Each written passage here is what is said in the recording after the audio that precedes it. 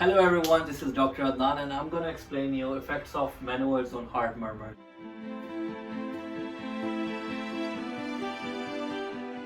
I'm going to start with the basic concept about venous return.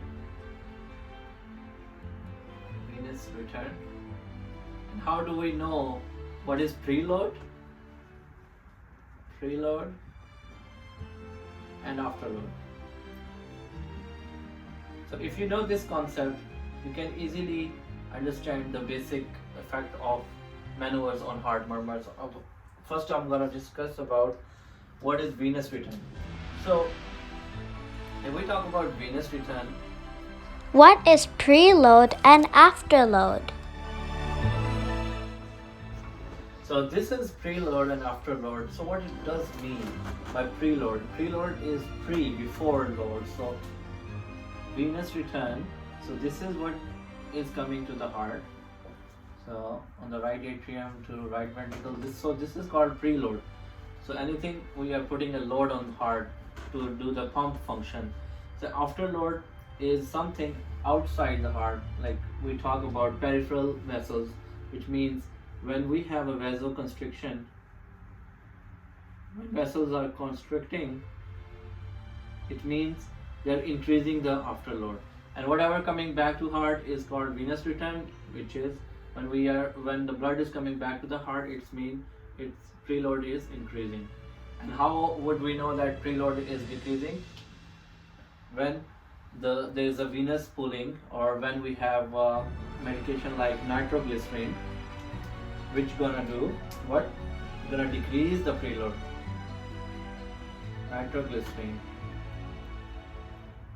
gonna decrease the preload. How would we know?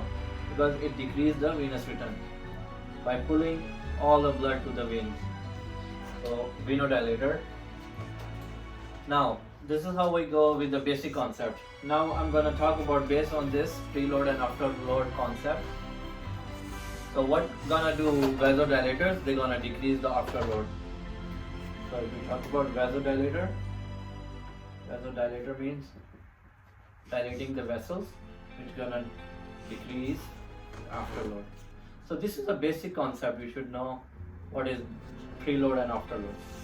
So now we're gonna start with maneuvers, how they actually affect on the heart murmurs.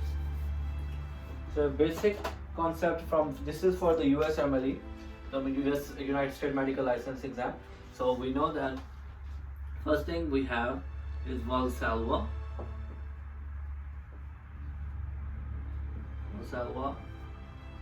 Maneuver. What Valsalva is doing, and now we talk about standing also. They go together. How they gonna affect on the heart murmur?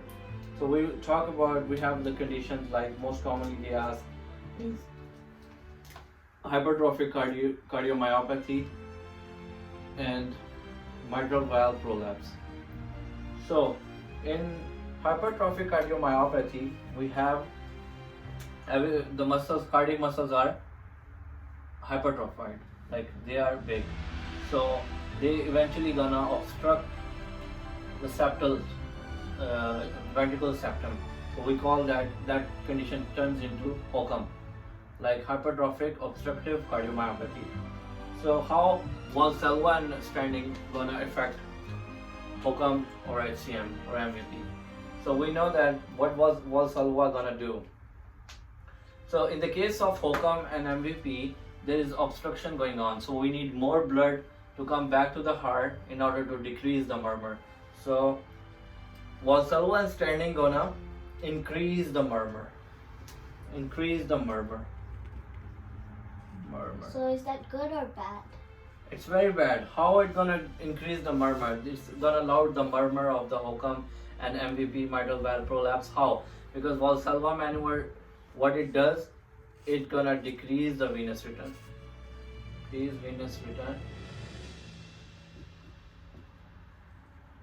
Which means decrease the preload. Standing also gonna decrease the preload. Whatever is decreasing the preload, it's gonna increase the murmur in the case of HOCM and MVP, mitral valve prolapse. So these are not good for your body. Yeah, it's not good for your body because what these murmur when the patient is in Valsalva, doing a Valsalva maneuver or doing a standing in a standing position, or if you talk about nitroglycerin also, what they're gonna do, they're gonna decrease the preload. So it's all the blood is going down to the periphery, so it's not going to the heart. So all the obstruction here or mitral valve prolapse, it's gonna increase the murmur, make the murmur louder. What are the conditions which gonna decrease the murmur? Okay, first we talk about Valsalva and standing and nitroglycerin. They're gonna increase the murmur in HOCM and MVP, but it's gonna decrease the murmur in all other murmurs, all other conditions, murmurs. What are those? Everything else apart from HCM and MVP, all other murmurs. We're talking about aortic stenosis, we're talking about aortic regurgitation, all the stuff will be. This way is a better way to remember that. Just think about all other murmurs. It's gonna decrease the murmur, intensity of the murmur. Got it? So, okay, now we're gonna talk about what are the maneuvers who gonna decrease the intensity of murmur in HOCM and MVP. So it's going to help the heart? Yeah, it's gonna help the heart.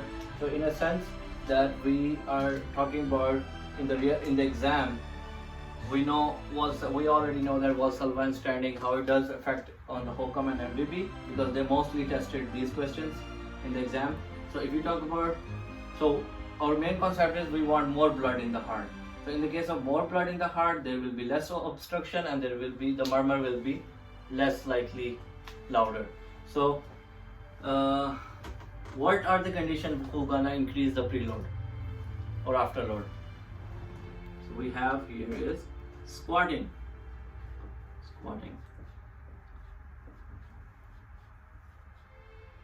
What else? We have hand grip, which increase the afterload. So that is good for us?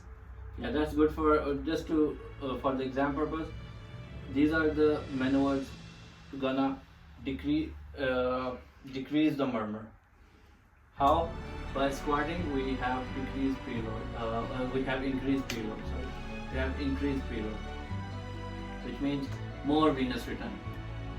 Venous return increase. More blood will pull back to the heart, and so now we know that squatting increase the preload, increase the venous return, more blood will pull back to the heart, gonna decrease the obstruction. Hand grip, what it does, it increase the afterload, which means hand grip is like hand grip vasoconstriction, increase the afterload. So ultimately, it's gonna decrease the murmur in case of HOCM and aortic stenosis. So remember aortic stenosis also, where aorta, there is a stenosis going on, and vasoconstriction what it does, it's gonna decrease the murmur. Intensity of the murmur will decrease. So, and all this, what they do, they gonna increase the murmur in the case of aortic regurgitation, mitral regurgitation, and VSD, ventricular septal defect. The murmur will. How would we know that aortic regurgitation, mitral regurgitation, and VSD will be increased murmur? Because they are already regurgitant murmurs, right? So more blood will go and there will be more regurgitation and more ventricular septal defect, because there is a defect, there is a hole. So more blood will go backward, preload increase. Like in these case, they're gonna affect the murmur, then intensity will increase because more blood will pull back to the heart, and it eventually gonna increase the murmur sound. But here in the case of HOCM and MVP, we need more blood, so it will eventually decrease the murmur. Alright guys, I hope you enjoyed my video. If you like it, please thumbs up, and if you want to subscribe, go ahead subscribe. Bye bye. Thank you so much. I'll see you in my next video. Thank you for learning with us today.